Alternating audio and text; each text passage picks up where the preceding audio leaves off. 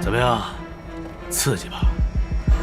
你们绑错人了，我真的不是你们要找的人。给你妈打电话。我就说你们绑错人了吗？我根本就没有妈，我是孤儿，我在孤儿院长大的。你不相信，你可以去孤儿院调查。你就骗我，找死啊！我没骗你，我真的不叫杜若楠，我叫林美雅，我刚从法国回来，我爸是大排档的，你们去调查。林美雅，孤儿，那你爸怎么回事？我告诉你，别以为你说两句谎话，欠我那100万就可以不还。你冷静冷静，我没骗你。我是我养父从孤儿院把我领养长大的，我不叫杜若楠，我没骗你，还骗我是吗？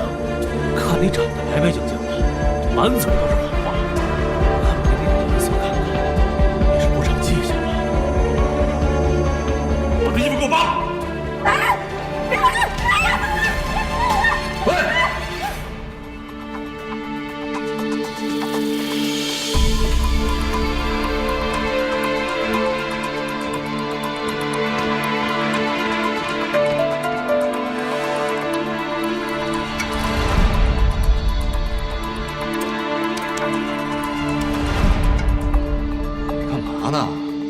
谁让你们进来的？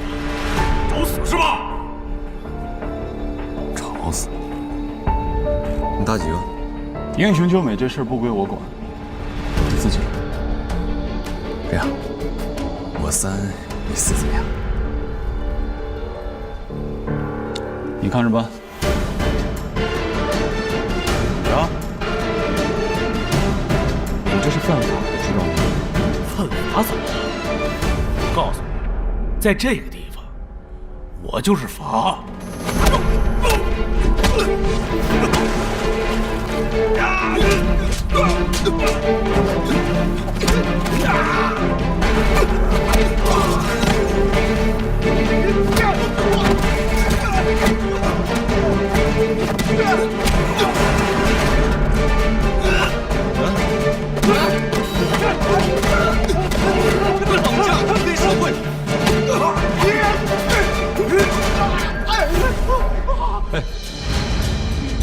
收工了。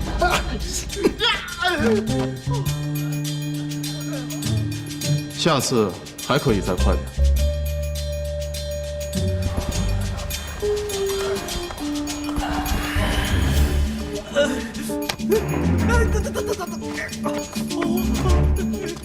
我错了。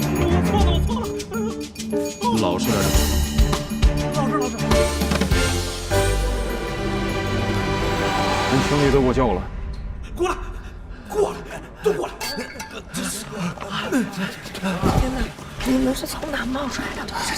这么打架这么厉害，这是我人生第一次看现场版这么厉害的打架。蹲下。我知道那个人他在机场给过我名片，他是不是叫蒋一龙？他是你师傅吧？你能不能让他教教我打架？可以吗？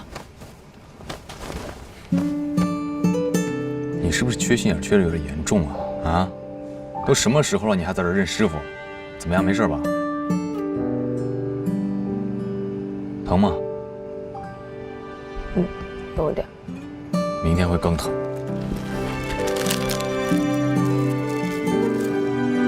别动，别动。我一直以为你打架是一个小菜包，没想到你打架这么厉害。就这几个小喽啰，咱拦10个都不是问题。谢谢。哎，你干嘛去啊？棍子呢？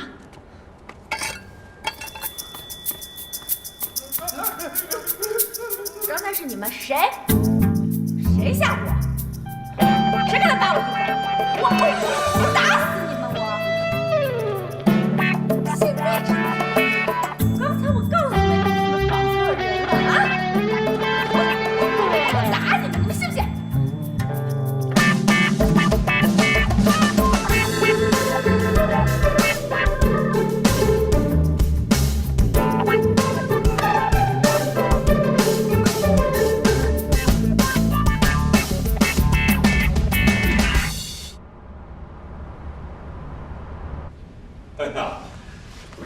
感谢啊！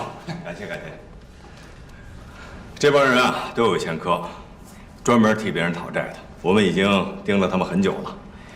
这次啊，多亏了你们大力协助啊！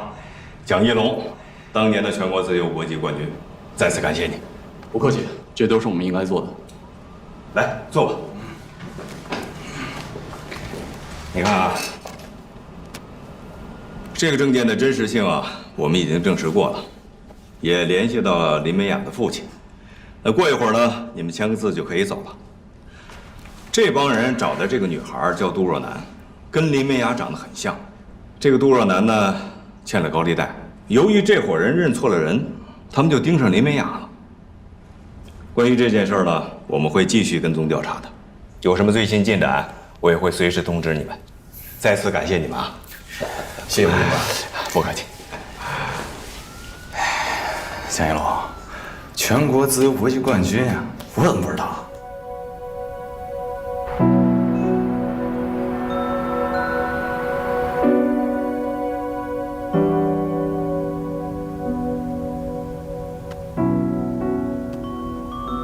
就算我不是他亲生的，我也在欧家住了20年，交了他20年的疤。我真的是不想干了，替他辛辛苦苦地操持着公司，最终也只是侯家的一枚棋子罢了。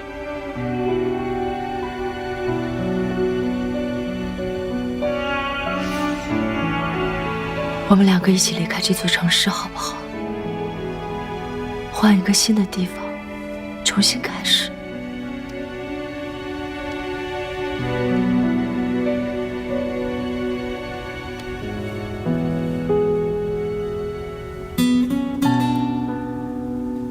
说你是不是傻呀？啊！我是无所谓，我到哪儿都一样，但你不一样啊！你是欧瑞欧氏集团的总裁，你要知道，你今天所有的一切是你自己奋斗来的，不是因为你是欧长林的女儿。你凭什么要把你的未来就这么拱手让给一个不学无术的欧阳呢？反正我告诉你，我是不会那么自私的。我陪你留下来，陪你一起抗争到底，啊！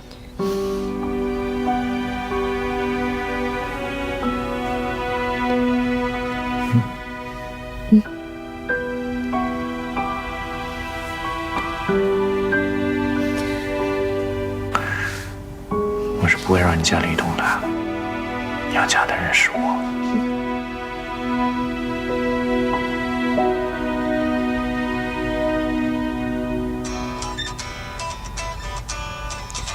等我一会儿啊，我接个电话。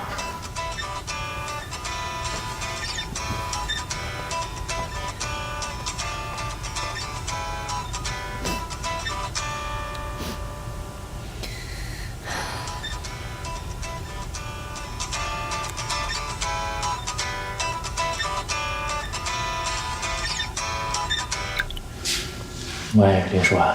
小哲吗？刚才我接了个电话，说小雅被人绑架了。什么？美雅被绑架了？是啊，开始我也不信啊，我还以为是诈骗电话呢。后来我给小雅打了个电话，她确实是被人绑架了。已经被人救出来了，但是他受了伤，现在在医院治疗呢。你马上去趟人民医院。行，您先别着急啊，您别着急，我马上过来。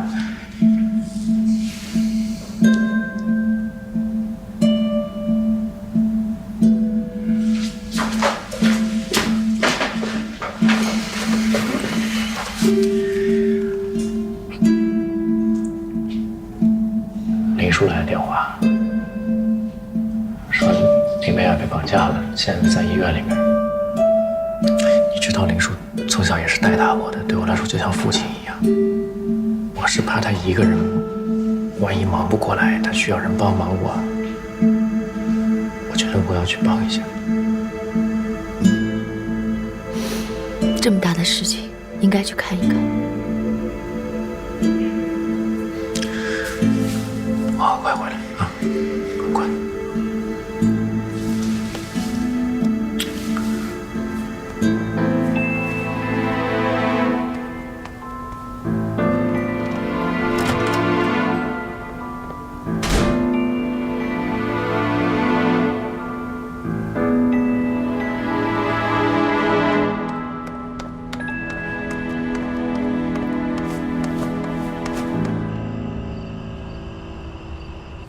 疼吗？不疼。这帮混蛋的绑匪，他真该死！这小哲也真是，他干嘛非让你到地库等他呀？哎呀，爸，你千万别着急，一会儿你血压再高了。你看我这不是好好的吗？我没什么事儿。你这事千万别怪小哲，他根本就不知道我去地库等他。那些绑匪也没打我，你这个手是他们拿绳子帮我绑的，不绑了我不就跑了吗？其实我跑来着，就是我有点笨，跑的时候摔了一跤，你看，把脸给卡着了。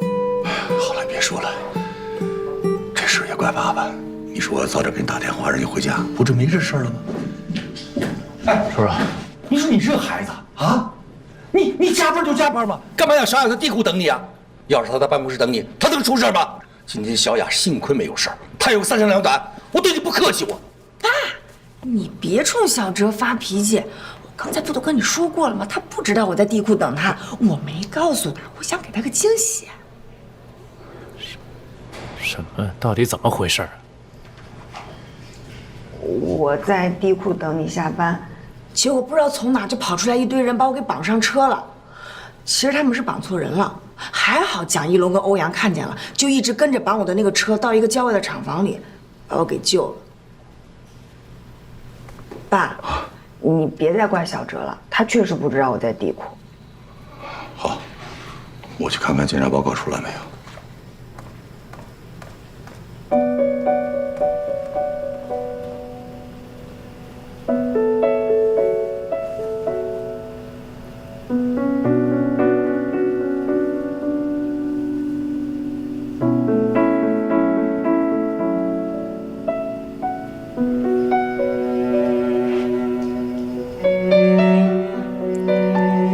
什么事儿，都是一些皮外伤，医生已经简单的处理过了。一会儿检查报告出来，没什么事儿的话，就可以回去了。以后别去地库等我了。我想见你，但是你不接我电话，也不回我微信，我又不敢去你办公室打扰你。你不管下次做什么之前，你让我知道一下。让你知道有用吗？侯总，这人谁啊？他来干什么？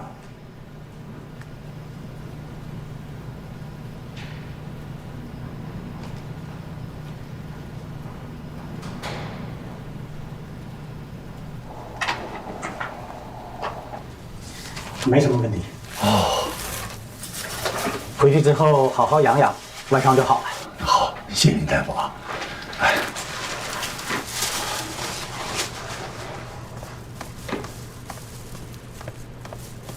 警察那边已经调查完了，你的身份信息没有问题。他们要找的这个杜若楠，好像是一个跟你长得非常像的女孩。这女的欠了高利贷，这帮人不知道怎么就盯上你了，以为这个杜若楠躲到这儿了。具体情况呢，警察在调查。这段时间你要多注意安全，千万不要一个人乱跑。对，他们一直叫我杜若楠。你们说的那个杜若楠，她是谁啊？不知道，好像是一个跟林美雅长得很像的女孩。她多大年龄？是不是跟小雅年龄差不多大？她现在人在哪呀？具体的警察在调查，有什么情况警察会联系你们的。爸，你怎么了？我这不是担心你吗？说她跟你长得那么像，那你今后一定会出危险的。哎呀，你看我这一紧张，把正事给忘了。侯总啊，真是谢谢你啊！谢谢你救了小雅，要不是你们，小雅今天一定会出危险。我现在想想我都后怕呀，真得好好谢谢你啊！嗨，叔，不用跟我这么客气，我就是刚好赶上了。哎，那也得谢谢你啊！哎，我请你吃顿饭吧。哎呀，这么晚了，要不我请你吃个夜宵吧？不用说，改天再说吧。啊，也是这么晚了，那改天我一定请你吃饭啊。小哲，你一会儿送小雅回家，我出去办点事儿，一会儿就回去，不用等我啊。哎，爸，都这么晚了，你去哪儿啊？我出去办点事儿。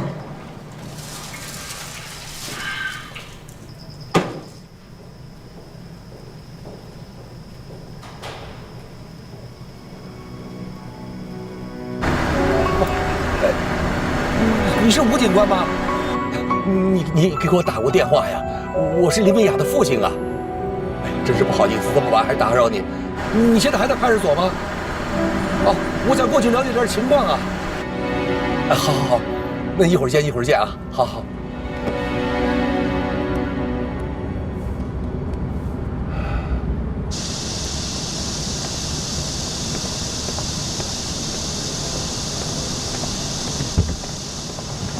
欧阳，你的衣服。你先穿着吧，晚上天凉。告诉你啊，虽然是分手了，但是作为一个男人，该尽的责任还得尽，明白吗？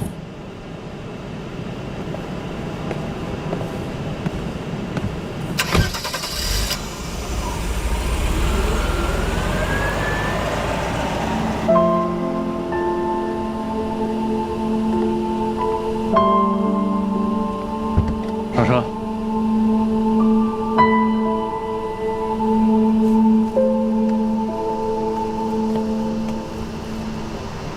咱们俩的事情，我还没跟我爸说呢。我担心他的身体吃不消，我也没想到他会给你打电话。不知道有没有打扰到你工作，对不起啊。不说了，上车，我送你回家。还有，欧阳那边我已经解释清楚了，我很明确地告诉他了，咱们俩分手跟你没关系，都是我一个人的问题，他没有权利指责你。跟他解释？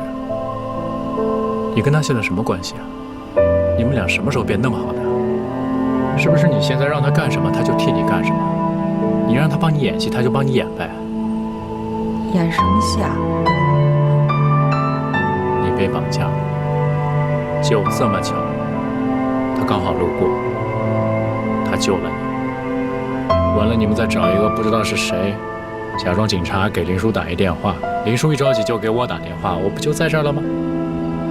林美雅，我是说的不够清楚，你这么死缠烂打，你有意思吗你？我在你心里就是这样，你就是这样想我的？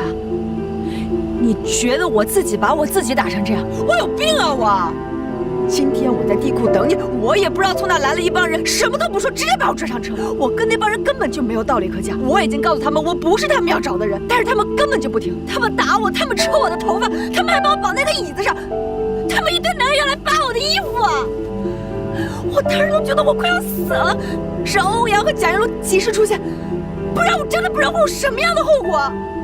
你如果不相信，你把那些人拉出来，一个一个对质，你问问他们，这到底是不是我自导自演的一出戏？说完了。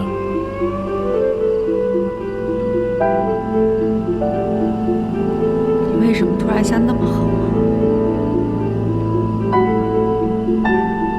就算分手了，这么多年了，难道我不是你的亲人吗？我不相信你会这么狠心。我不相信你把过去的点点滴滴你都忘了，我不相信我被别人欺负你不心疼我。为什么？你告诉我，到底发生了什么，好不好？到底发生了什么？什么发生了什么？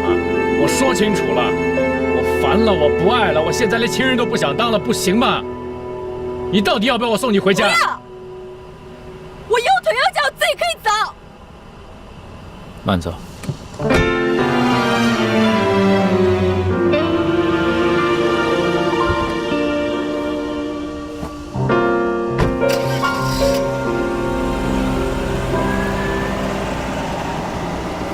谁比谁更虚伪，更无所谓，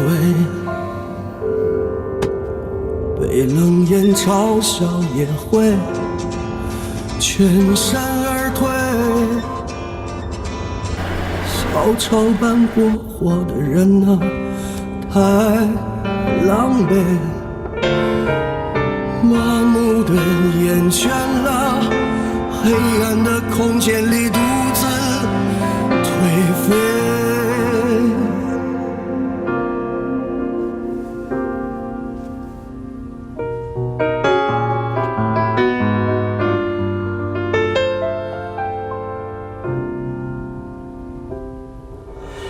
想开口，却又收回，挣扎着脱下负坠，一丝的温暖将颤抖击溃，满世界的黑你遮光倒退。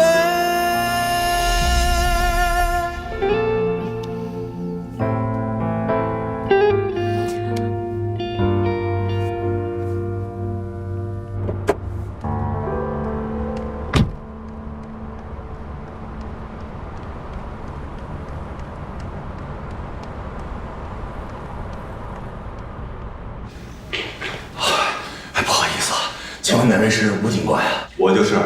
哦，吴警官。哦，哎，你好，你好，我是林美雅的父亲，我们刚才通过电话的。哦，来坐一说吧。哎，好，不好意思啊，这么晚来打扰你，我就是想问问杜二奶的情况，她现在人在哪儿啊？哎，当时她身边是不是还有个母亲啊？或者有父亲什么的？她欠绑匪多少钱啊？哎，她怎么能欠别人的钱呢？李先生啊。您是不是认识这杜若楠啊？不认识。哎，你看是这样啊，吴警官，绑匪啊，把我女儿当成杜若楠给绑架了，而且说我女儿跟杜若楠长得一模一样的。现在绑匪是给抓起来了，可是日后如果他同伙再把我女儿绑架了怎么办呢？所以啊，我想打听一下这杜若楠的情况，只有把杜若楠这个源头解决了，我女儿才真正安全，你说是吧？是。只知道这个杜尔南啊欠了高利贷，其他的绑匪咬死了不说。这件事情啊，我们一定会抓紧调查的。这段时间呢，让你的女儿小心点，别到没人的地方去，晚上早点回家。啊，这我知道。吴警官，我有个请求，不知道能不能说呀？您说。哎，我想跟那个绑匪聊一聊，了解一下这个杜尔南的情况。不行，现在啊。连家属都无权探视，您呀别那么着急，我们一定会给您一个满意的答复，好吧？是这样，那我就不打扰你们了。啊，没事，走了啊，您慢走啊。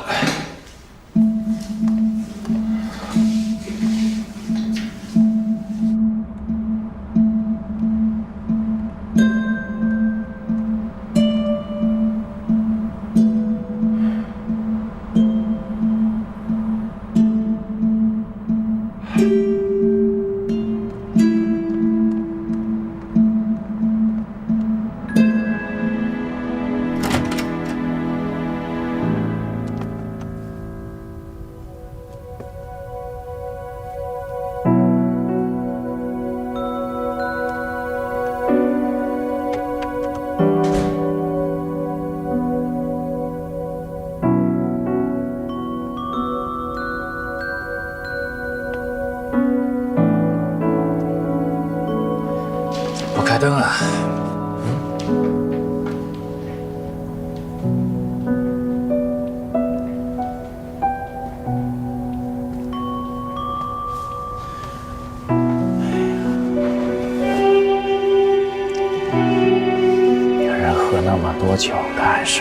你身体不好啊。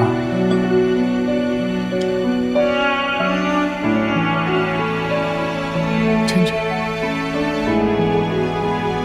你要是和林美雅分不了了，你就挑明了告诉我，别今天一个绑架案，明天一个杀人案。我今天什么状况？你把我一个人扔在这儿，为了你的林叔、林美雅，美其名曰你的亲人。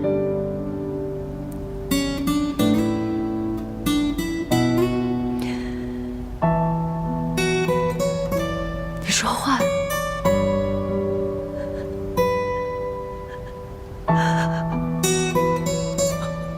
我也是女人，我今天也受伤了。你知不知道，在你离开的这几个小时里，我无数次的在想象你和林美雅在一起的样子。她那么小鸟依人，她那么需要你，她在你怀里，那我怎么办？没有啊，什么都没有。今天就是林美雅真的被绑架了。你弟弟也去了，是欧阳救的他。我就是在旁边，我就远远的看了一眼。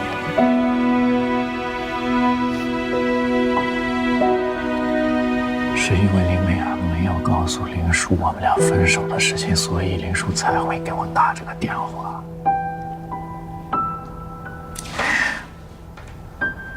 反正我已经跟他说清楚了，我让他不要再闹了。绝对没下次，绝对没有。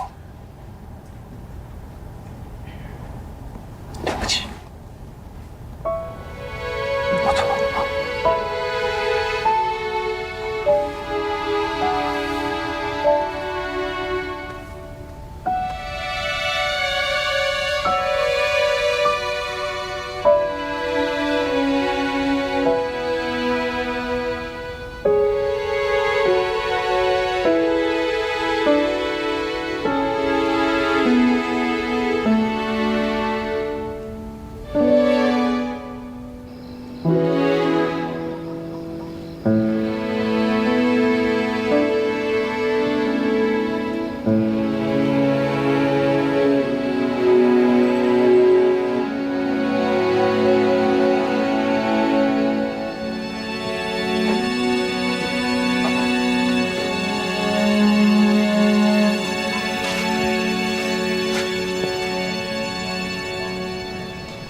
心情不好，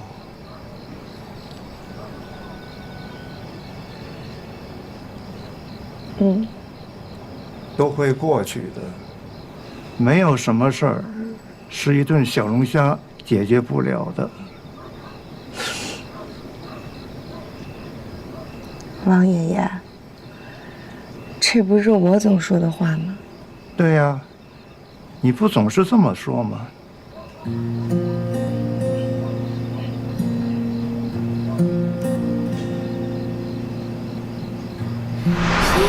我们分手了，忘了我。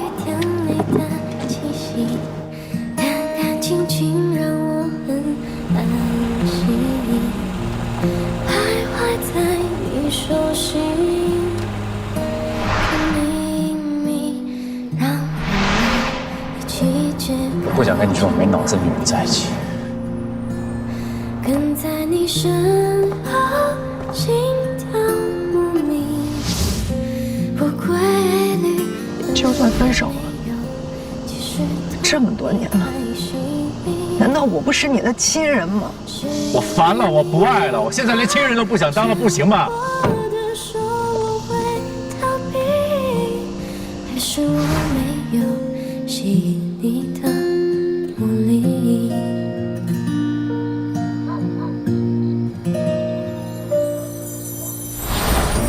像风在你手心，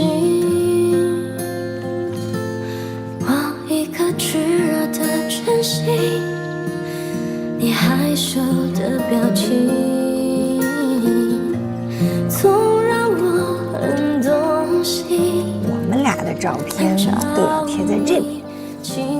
行，咱们家以后都是你说了算啊。只是我害怕我没有你会恐惧，害怕你向往自由的空气。只是我害怕你的心还飘来飘去，害怕我没有吸引你的魔力。只是到明天，我不确定有勇气继续面对你，面对你的犹豫。只是到明天，我不确定我还相信我还有吸引你的魔力。上帝赐给我吸引你的魔力。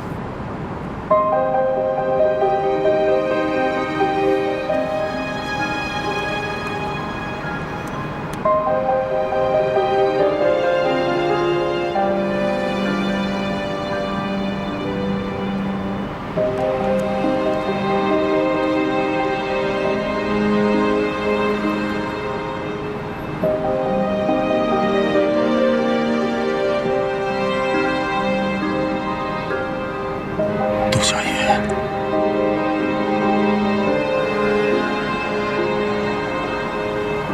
你知道，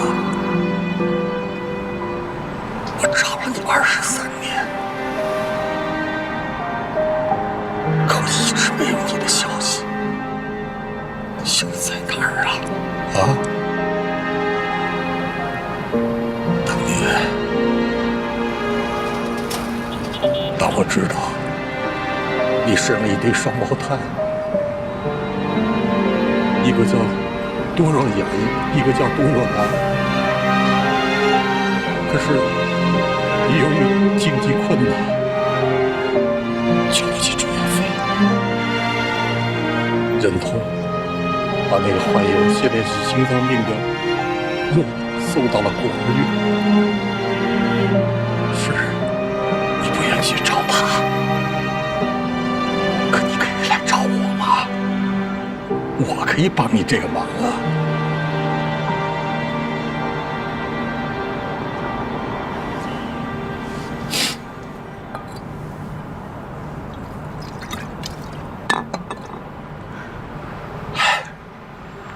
好在呀，老天爷睁了眼，让我在孤儿院里找到了若雅，我把她带回了家，我还给她治好了病啊，你知道吗？我现在给她起了个新的名字，叫林美雅。哎，你喜欢这个名字吧？啊？可是我一直没有你的消息呀。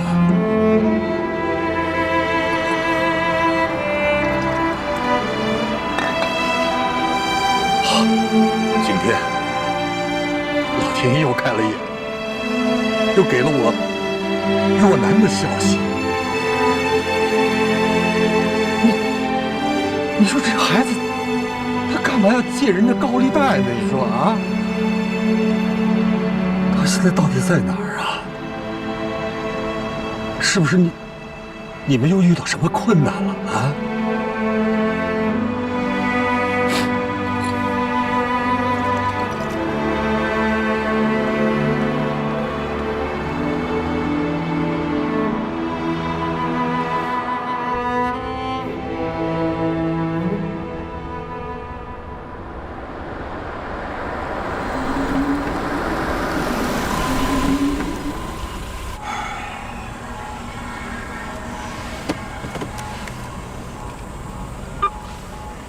起来了吗？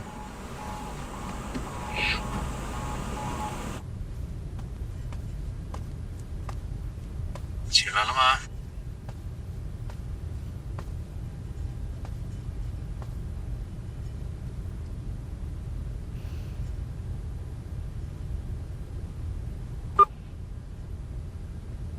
你早上什么时候走的，我都不知道。我知道你最近心情不好，但是呢，我也不希望看到你每天把自己喝大了才能睡。你已经好几天没去公司了，振作一点啊，事都会过去的。有我陪着你一块儿，早饭已经做好了，趁热吃啊，爱你。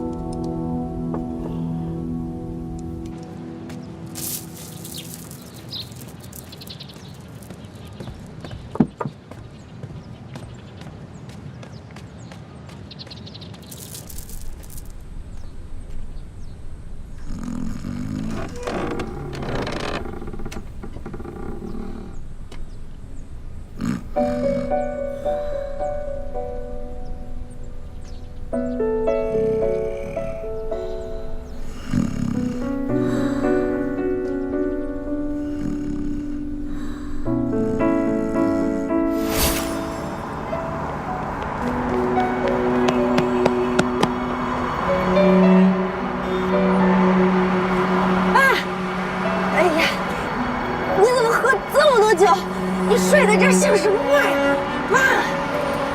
起来。原来你一直都在。哎呀，胡说什么呢你？为什么你不出去？妈，你喝多了，走，咱们回家了。慢点。哎，慢点。你说你好好的，你喝那么多酒干嘛？一直都在，你怎么不来找我？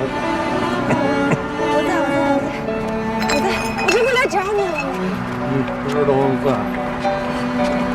你说你没事喝那么多酒干嘛呀？哎，慢点。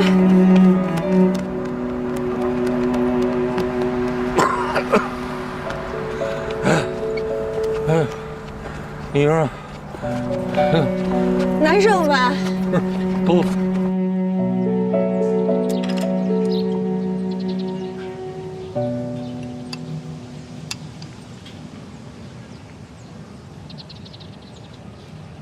都这么久了，我一直没找到时间问你，那天晚上到底怎么了？你干嘛一个人跑到马路边喝那么多酒，还把自己喝成那样？要不是我去找你，我都不敢想会发生什么样的事情。嗨，你还说呢？我那不是担心你吗？担心我，你更应该回来陪我啊！那天晚上到底怎么了？我这不是去公安局问问情况吗？我是担心那绑匪他们要是还有同伙怎么办？哎，他们要是再把你绑了怎么办呀？我这是想问问清楚嘛。你这孩子，你这一点都不体谅我这做老爸的良苦用心，你这，哎，我还想问问你呢。你说你这几天把自己关在房间里，哎，你在干什么呀？每天早晨吃那么点饭啊？你不让老爸担心吗？你这是？我躲着养伤啊！你看我脸上的伤都好了。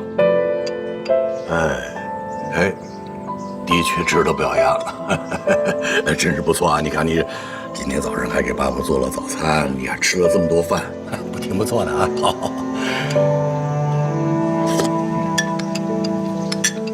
爸。哎。我想跟你说一件事情。你说。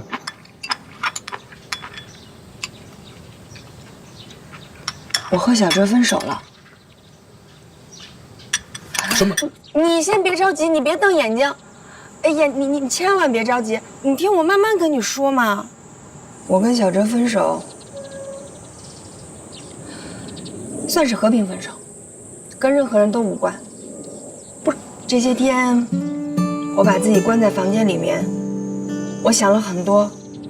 小哲说的对，我们俩已经认识20年了，20年一点变化都没有。换做是谁，谁都会烦吧。他现在想要去追求全新的生活，如果我成全了他，我何尝不是又给了自己一次追求全新生活的权利呢？我为什么要一而再再而三的去纠缠他不放手呢？我放过他，不就等于放过我自己了吗？所以我决定了，我不回欧洲了。什么？我要留在你的身边。从今天起，我要去找工作了，我要发光发热，我要变回以前那个乐观、快乐、潇洒的林美雅。好了，爸，吃饭。这个菜你得多吃点儿，这是我专门为你拌的。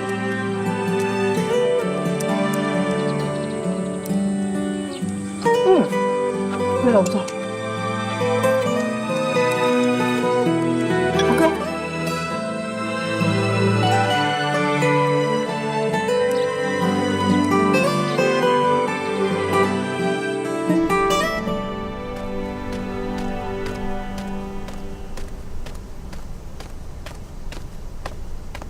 爷，爸妈早。哎，早。来，嚯，够丰盛的啊！哎，对了，你们跟欧家谈那个定亲的事儿谈得怎么样了？顺利不顺利呀？定下日子来了吗？哎，爸，您就别提了。你说这个欧瑞一直不都好好的吗？可是，一说定婚期，像杀了他似的，连他爸妈当年那些见不得人的情感史都说出来了，弄得饭桌上那叫一个尴尬。我没听见。哦，这是谈崩了。崩了啊！哎，怎么会崩了呢？对于咱们家来说，有什么崩不崩的？我们东东这么优秀，上哪儿不是女孩子上赶着追求的呀？我还是没听见。你能不能说的大点声啊？啊，你不知道咱爸耳朵背啊？你这嘚啵，他听不见。就是你老这么嘚啵，我根本听不见。爸，我是说，东东没看上人家。哎呀，东东，这得怨你了，你眼光高，看不上人家。等等，跟爷爷说说，你到底你喜欢什么样？想知道吗？啊，我就不告诉你。爸，东的事儿让他自己做主，咱们做老人的就不管他们了，随他们便啊。亲爱的爷爷，您啊，把心搁肚子里。您大孙子我优秀着呢，不怕找不着女朋友。回头啊，我一定找一个这世界上最优秀的女孩子带回家来，做您的孙媳妇儿，让您瞧瞧，行吗？你看，他这一大声，我就听清楚了。你知道谁回来了吗？谁回来了，爷爷？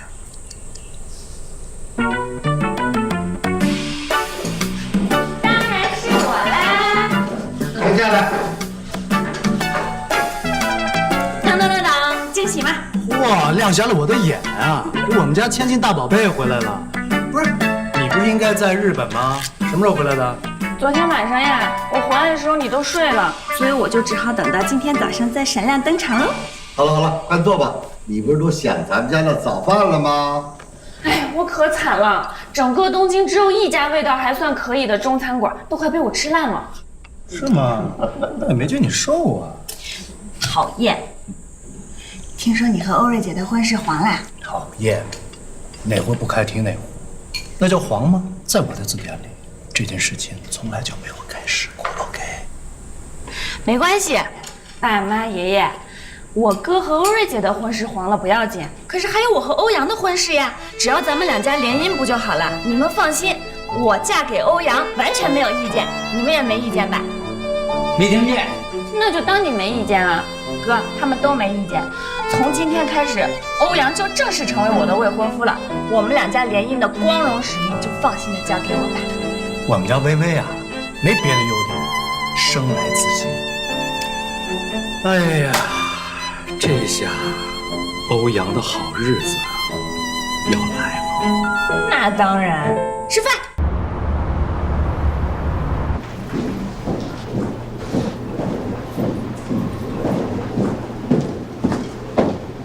哎，军长，过来，过来！哎，我问你个事儿啊，你女朋友跟咱们那位小欧总到底是怎么回事啊？什么怎么回事啊？公司里可都传开了啊！我听说前几天啊，这个小欧总英雄救美，救了你女朋友。现在这风言风语传得可快了，都说你女朋友和小欧总之间有这种关系。哎，我说你这事你怎么一点都不知道呢？你，袁总，别听他们胡说八道。这件事儿啊，就是欧总救了林美雅，得亏他遇见了，我还得感谢他呢。哟，你可真够大度的呀，长点心眼儿。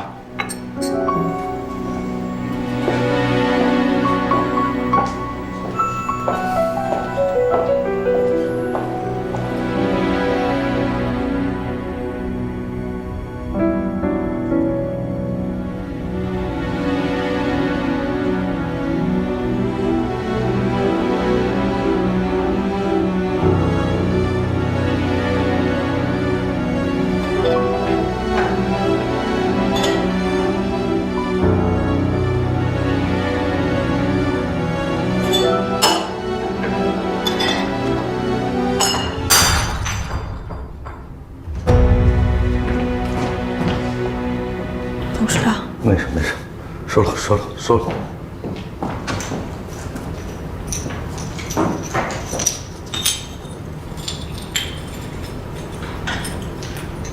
欧瑞到公司上班了吗？还没有。他来了以后，你告他到我这儿来，我找他。好的，董事长。去。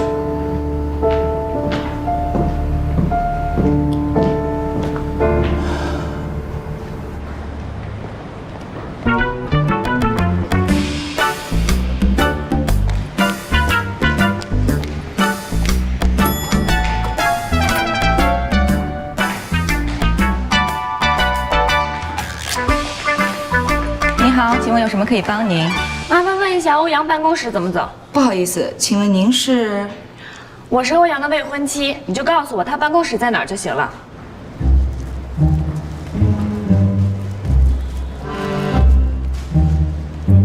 不好意思，小姐，如果您真的是欧总的未婚妻的话，你怎么不知道欧总的办公室在哪儿呢？而且我从来没见过您。如果您真的是欧总的未婚妻的话，那您完全可以打电话给他呀。不好意思啊，先打扰一下你们，我想问一下人事部怎么走，我是来面试的。哎呀，什么赶紧跟我回办公室。没事，我朋友。你是欧总的女朋友吧？啊，不是，你误会了，还误会呢？你还拿着欧总的衣服呢？哎呀，不是，不是。哎呀，这确实是欧阳的衣服，但是我不是他女朋友，不是你们想的那样，我也就是顺道过来把他衣服给他带过来。林小姐，人事部在15楼，欧总的办公室，您知道的。谢谢。你什么意思啊？你干洗店送衣服的，你说她是欧阳女朋友，你故意的吧？你给我等着，有你吃不了兜走那一天。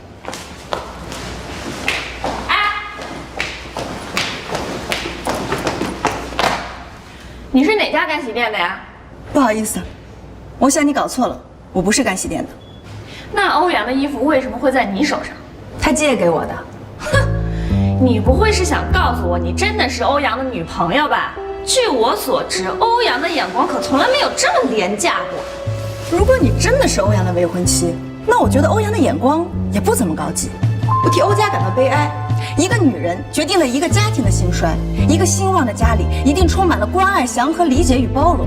据我观察，这4样你好像一样也不占。你不仅霸道任性，还刁钻无理。我真的看不出来你浑身上下哪一点高级。是什么给了你优越感？钱？说说。据我了解，一个有教养的千金小姐是真正懂得如何去尊重别人的人。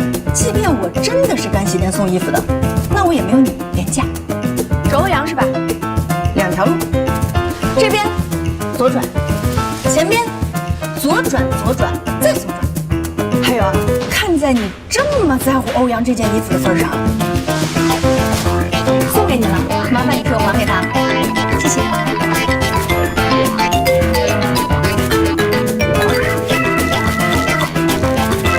什么人啊！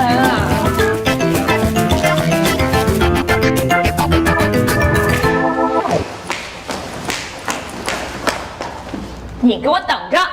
林小姐，不好意思，您别生气，她是新来的，不认识您。我现在就带您去欧总的办公室。你认识我呀？我在公司很多年前的年会上见过您一次。哼，这还像句人话，不用你带，我知道路。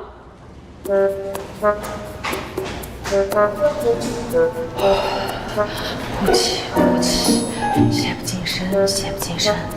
换心虚，快快走，快快走。呼气呼气，血不进身。林小姐，您找陈经理啊？陈经理不在。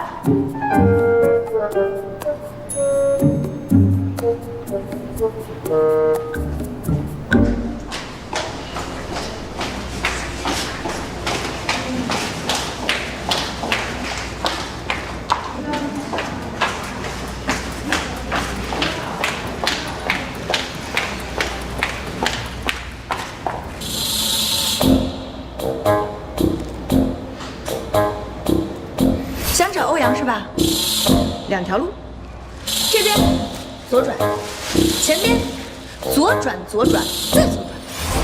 嘿，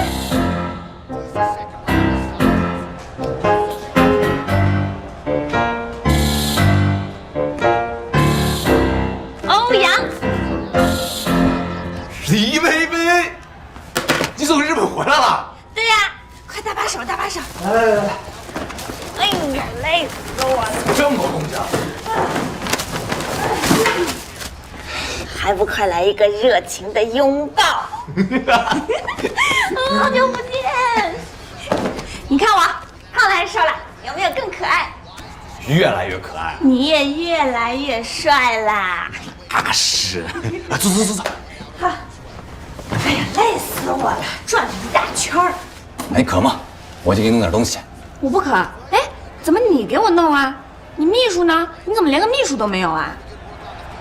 哎，你呀不了解我吗？我根本就不想来这破公司上班，我爸逼我来的。我一来我就打游戏，他给我安排一秘书，每天盯着我，我看到我就烦，我把他弄下让他遛弯去了。欧阳，你还是那么可爱。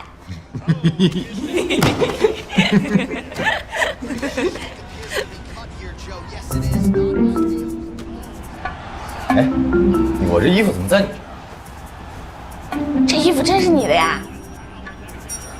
你都不知道，我本来来见你心情特别好，结果你们公司前台，哎，怎么就像脑子进水了一样呢？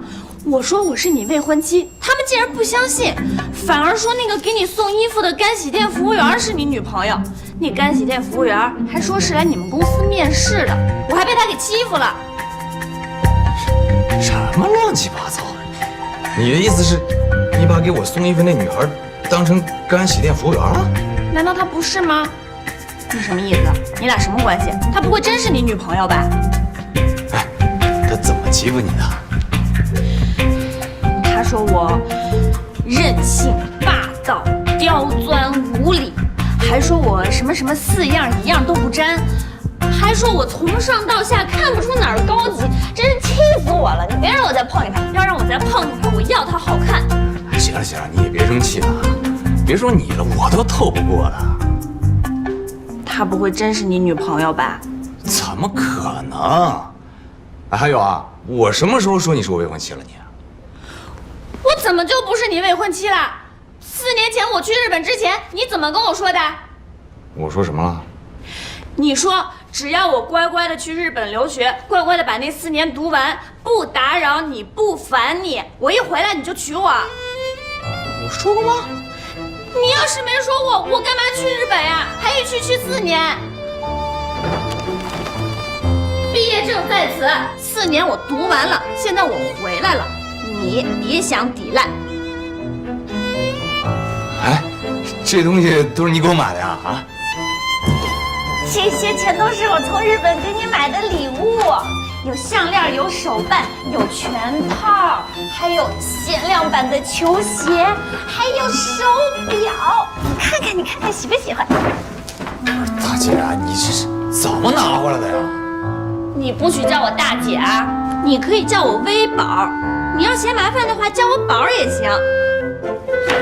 还有这个，当当当当。你哪儿弄来的？这可是日本著名综合格斗大师燕田和志穿过的战袍啊！上面还有亲笔签名哦。太酷了吧！天哪！我来，哥哥抱抱，哥哥抱抱！我来了！来，哥哥抱抱啊！我的宝！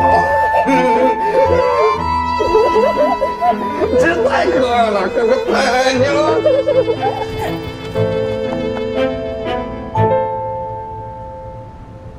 你谁呀？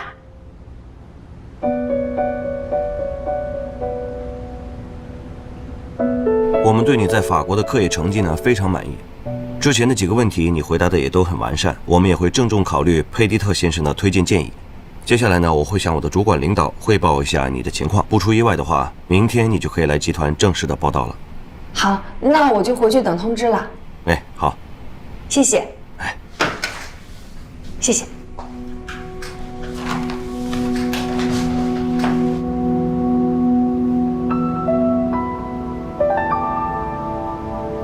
你找我什么事儿啊？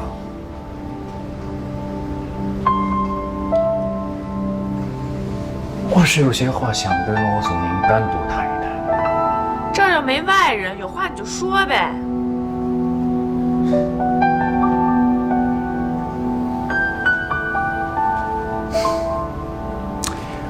我想为了小雅上次的事儿，向您表示感谢。小雅？哦，你是说林美雅？怎么今天你过来就是来感谢我的？是。还想顺便问一下，为什么那么巧欧总您会在现场？这件事起因经过我已经告知警方了，我想我没有必要再跟你汇报一遍吧？啊？欧总，小雅呢从小在孤儿院长大，那会儿小时候就有一帮人老是欺负她，但是她不哭，她也不给老师打小报告，她就选择一个人自己都忍下来。这就是她的性格，坚强，不喜欢麻烦别人。我跟她在一起20年，我对她非常的了解，我知道她是一个你对她有一点点好，她就会100倍回报你的女孩，所以我更知道她的这种性格其实很容易被人骗。哎，你先停一下，你这话我怎么听这么别扭啊？你是在怀疑林美雅被绑架这件事儿是我策划的，是这个意思吗？啊？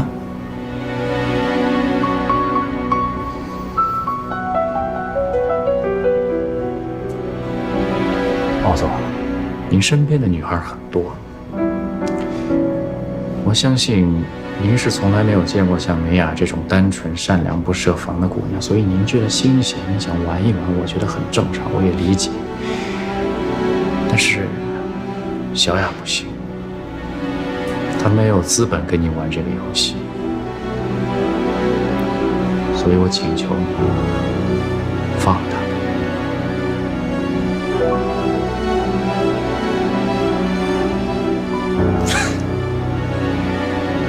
你今天是以什么身份来到我这儿的？林美雅的前男友、朋友、家属，还是我们欧氏集团的员工啊？都是。对不起，在我这里没有都是。我告诉你，我不管你今天以什么身份来到我这儿的，首先作为欧氏集团的员工，下属员工向上级领导汇报工作不事先通报报备，这属于失职。其次，那天的事儿纯粹是我无意中撞见的，我只是尽了一个有责任、有良知公民应该做的事情。这一点，警方已经向我表示了感谢。顺便说一句啊，你这个前男友、朋友或是亲属，不仅在他最危险、最需要你的时候没有出现在他身边保护他，反而对一个救了他的人无端揣测、胡乱猜疑，你有什么资格坐在这儿跟我说这些话呀？还有第三，你现在跟林美雅已经不是恋人关系了，她是单身，我也是单身，我有权追求任何我喜欢的单身女孩，你管得着吗？对于这一点，你更加没有权利站在我面前指手画脚。我说的话你听明白了吗？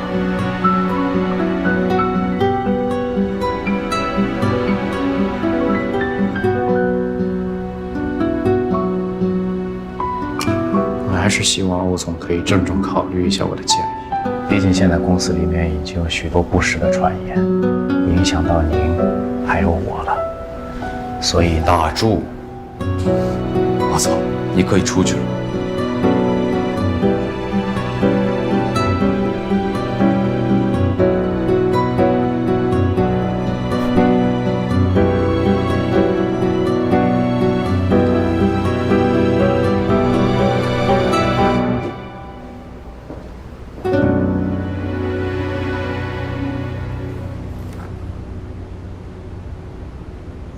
贝贝，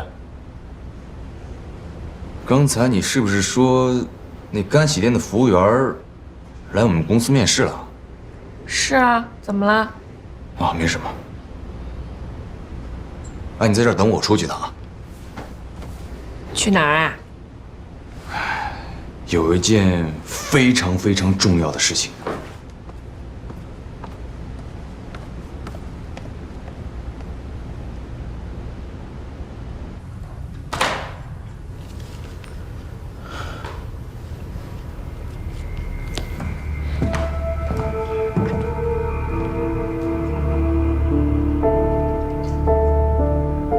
爸，您找我？我对你最近的表现实在是太失望了。先不说这几天你不来公司不回家的事儿，就说那天晚上，你当着黎家人的面扫你父亲的颜面，父母之命，媒妁之言，我那么多年对你的教育，你全都当成耳旁风了啊！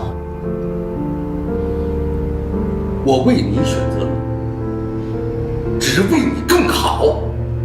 可你呢？选择自由。你所谓的自由，在我看来，都是不切合实际、虚无缥缈和幼稚的行为。你是我的女儿，欧氏集团总裁，你心里非常清楚，你和黎东结婚以后，欧氏集团将意味着什么。小瑞呀，我是在给你铺路啊！我死了以后，这公司还不是你和欧阳的？到时候有黎家为你保驾护航，我和你妈才放心呐！您的好意我心领了，听起来您是一位多么正确的父亲。是我叛逆，是我幼稚，是我不能理解您的良苦用心。我不是您的亲生女儿，但是我胜似您亲生的。您把一切最好的都给了我，为了您的美好江山，我可以做一枚棋子，我可以嫁给一个我不爱的人，就像您当年一样。但是爸，人活一辈子，种什么因结什么果。我只是希望，当我到了您这个岁数的时候，可以不像您今天这样如此可怜。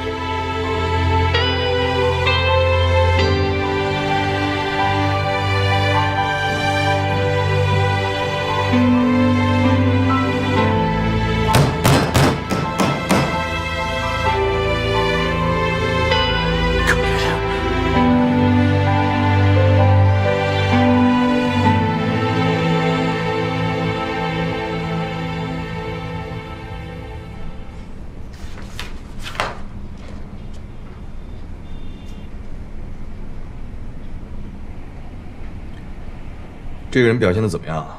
他挺不错的，在法国以优异的成绩毕业。他的导师佩蒂特先生在业内也是非常有威望的，一般他推荐过来的都不会错。我们应该是明天就会通知林美雅正式来公司上班了。行了，知道了。哦，对了，把那个销售部的经理陈哲给我开了。什么？你要开除销售部的陈经理？怎么？你对此还有什么疑义吗？啊，没有的话，赶紧安排一下，明天他就可以办离职了。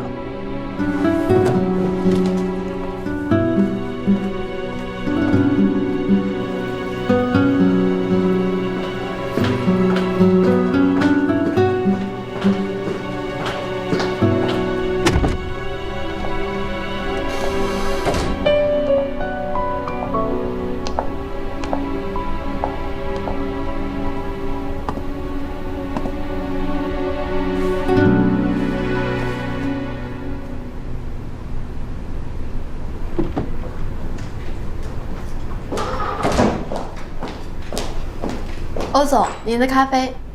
放这吧。那我先出去了。等一下，帮我租一间公寓。最近一段时间，公司要处理的事情太多了，我就不回家住了。您对房型和地段有什么要求吗？就芳华国际公寓吧，离公司近，小区环境也不错。